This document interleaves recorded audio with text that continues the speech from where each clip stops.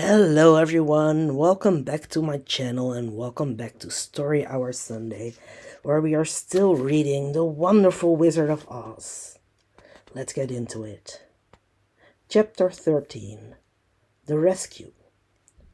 The Cowardly Lion was much pleased to hear that the Wicked Witch had been melted by a bucket of water, and Dorothy at once unlocked the gate of his prison and set him free.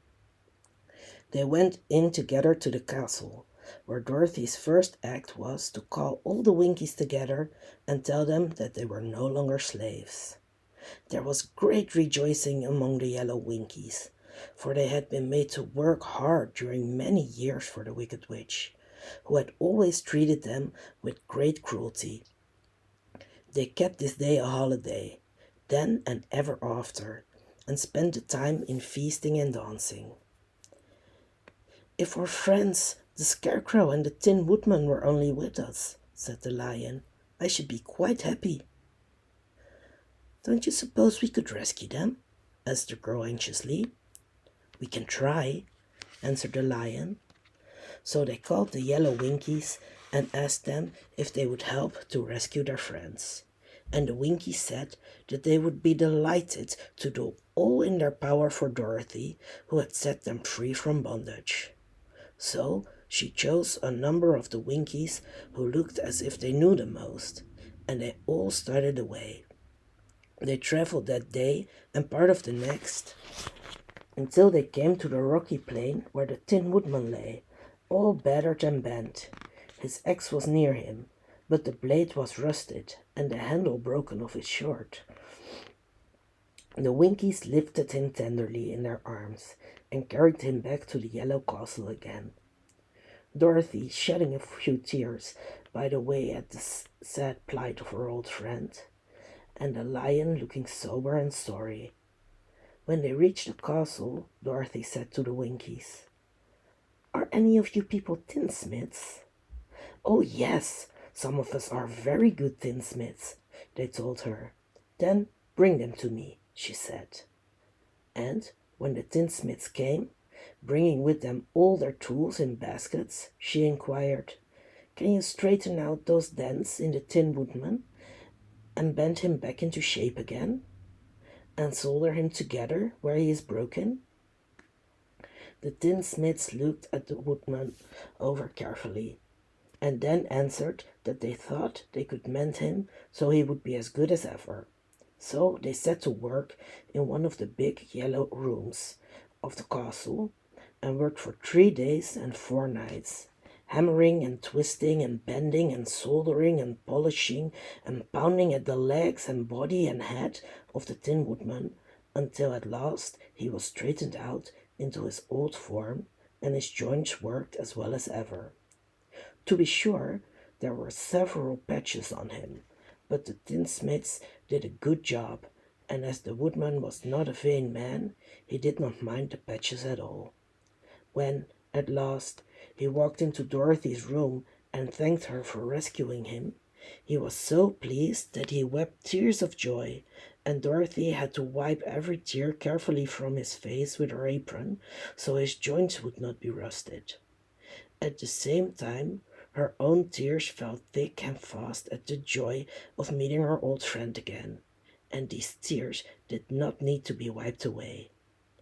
As for the Lion, he wiped his eyes so often with the tip of his tail that it became quite wet, and he was obliged to go out into the courtyard and hold it in the sun till it dried.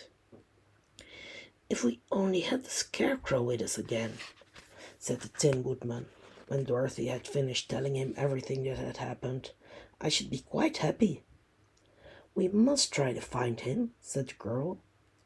So she called the Winkies to help her, and they walked all that day and part of the next until they came to the tall tree in the branches of which the winged monkeys had tossed the Scarecrow's clothes.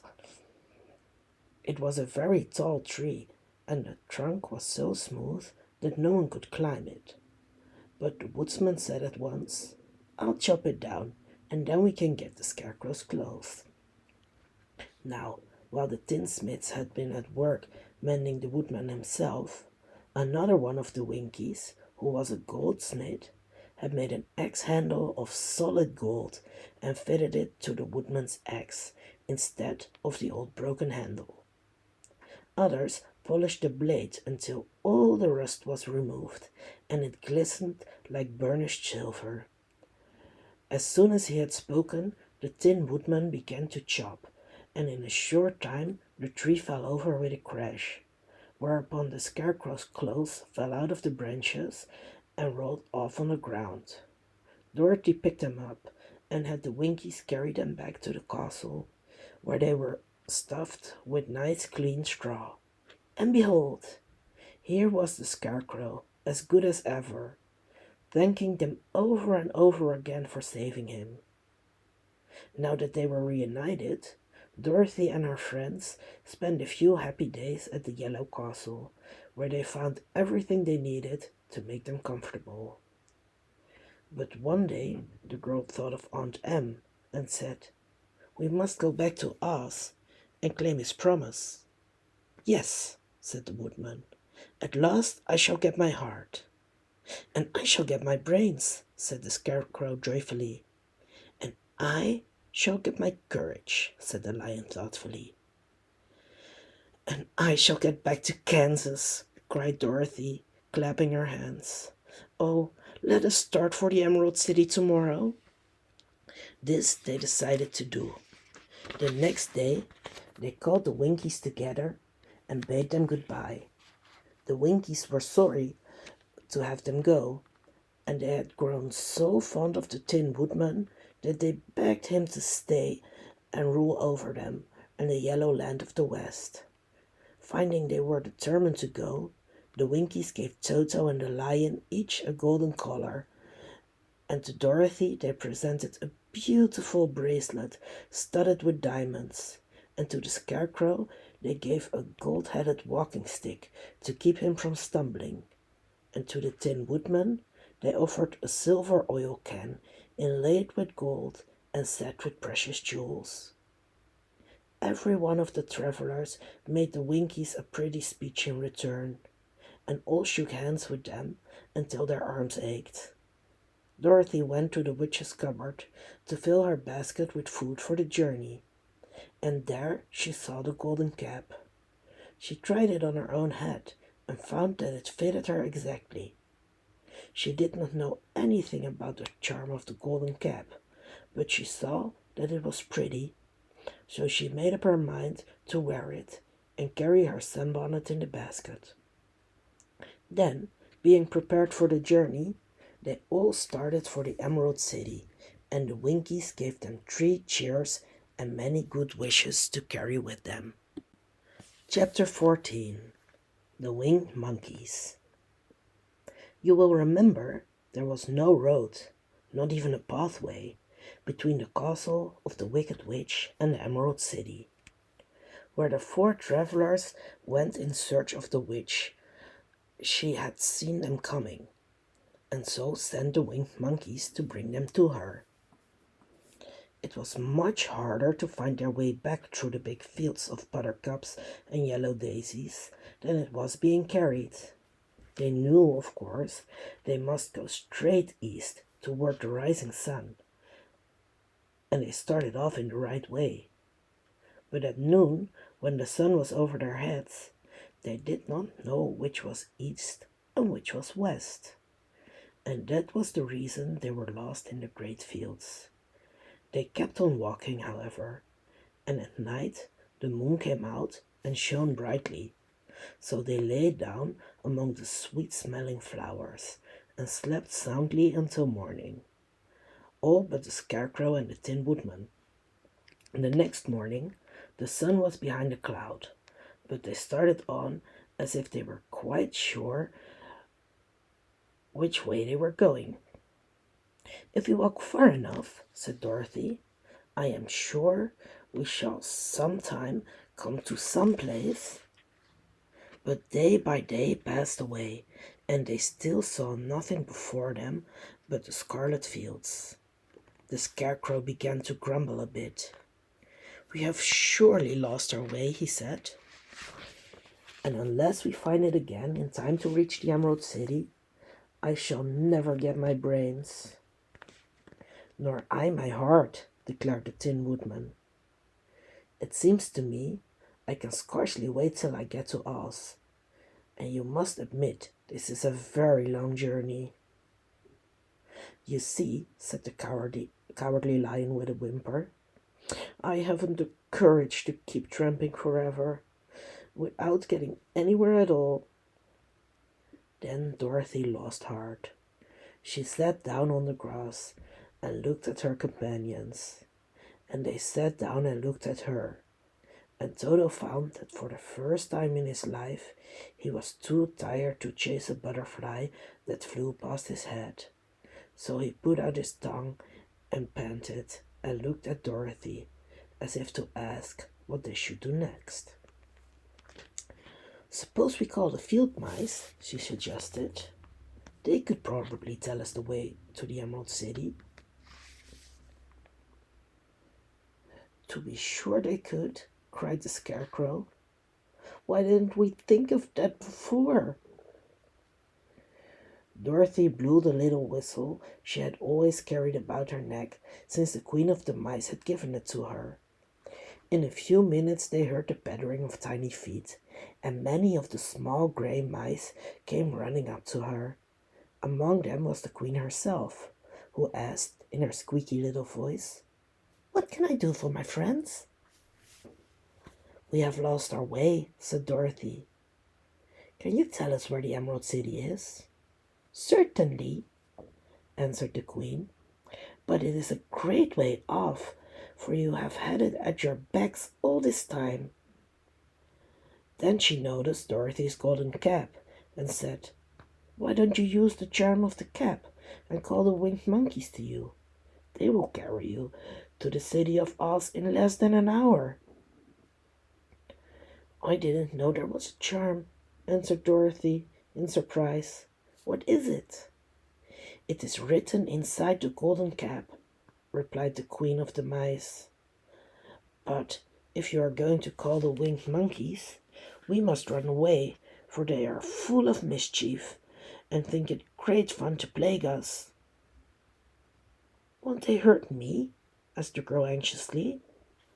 "Oh, no, they must obey the wearer of the cap. Goodbye." And she scampered out of sight, with all the mice hurrying after her.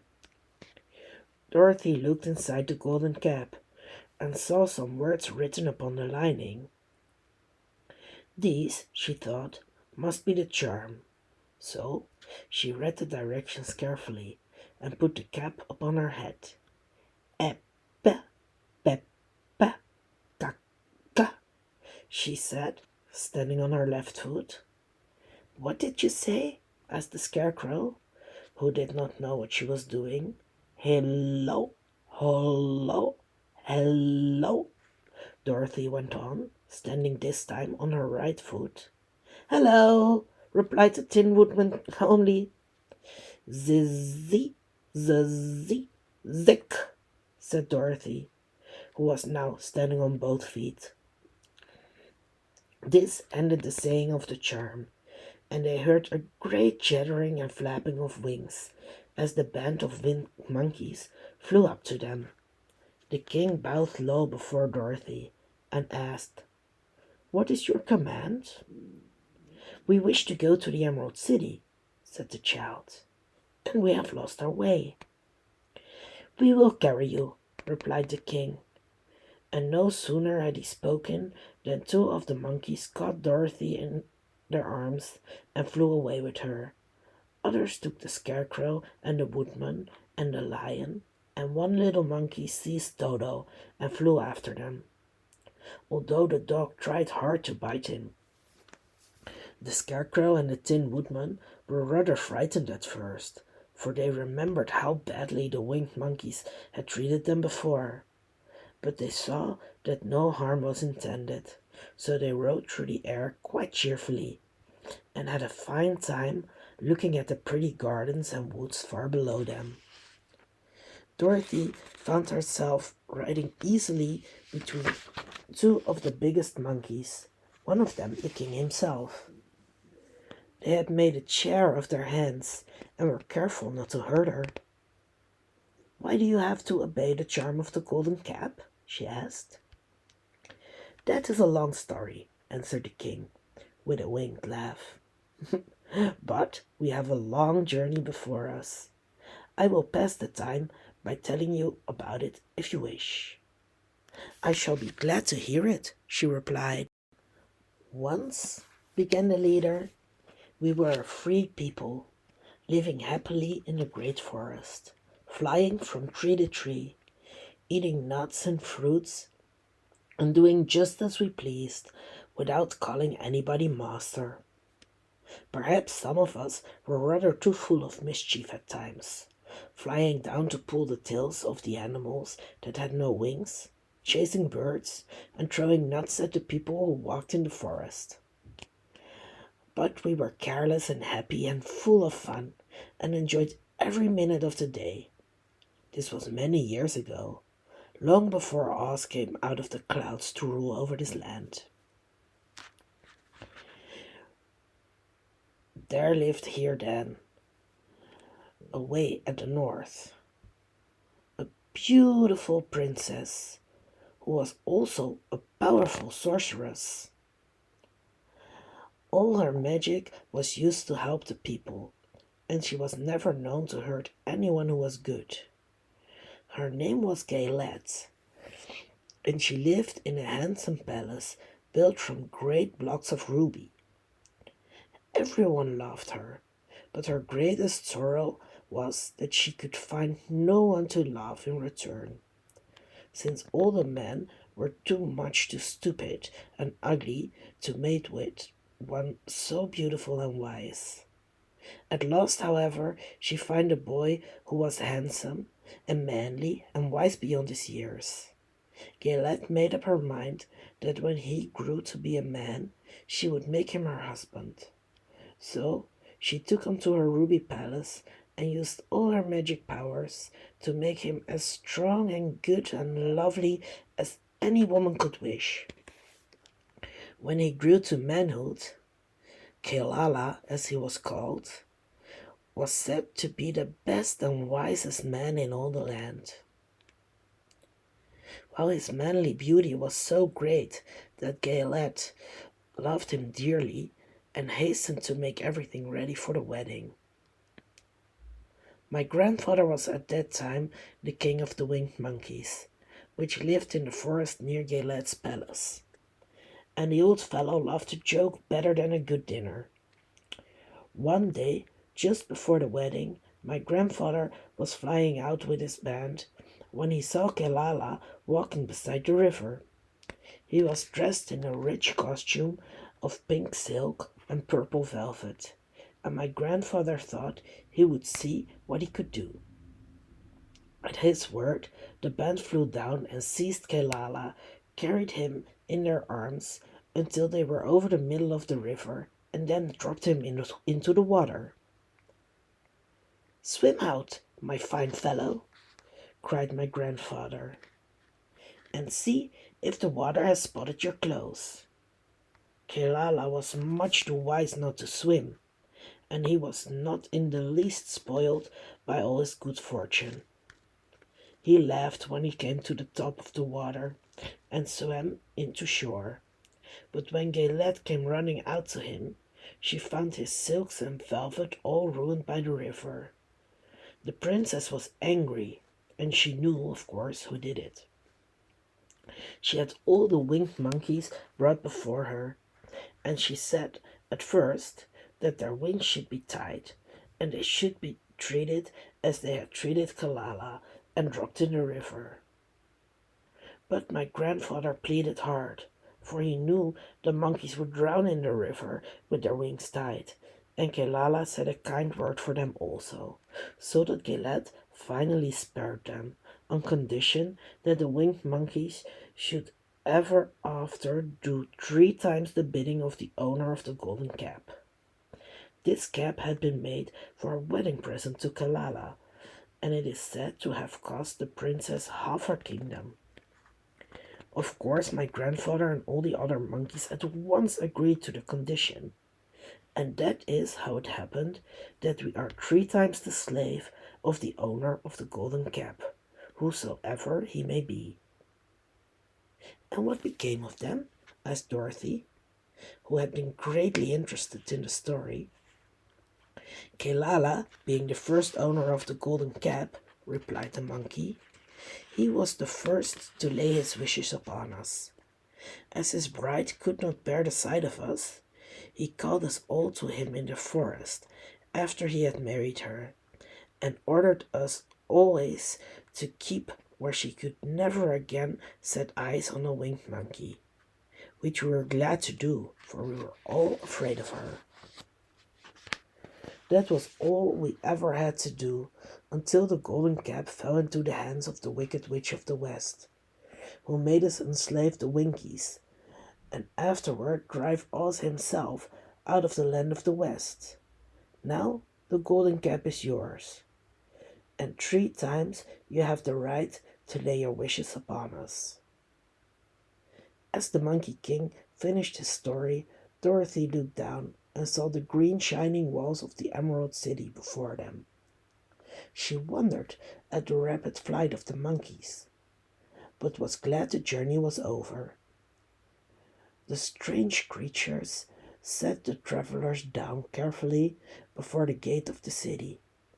The king bowed low to Dorothy, and then flew swiftly away, followed by all his band. "That was a good ride," said the little girl. "Yes, and a quick way out of our troubles," replied the lion. "How lucky it was you brought away that wonderful cap." Now, that was chapter 14. Thank you for listening. Make sure to give a thumbs up to this video if you liked the story. Come back next week for more. Make sure to subscribe not to miss anything. As always, until next time.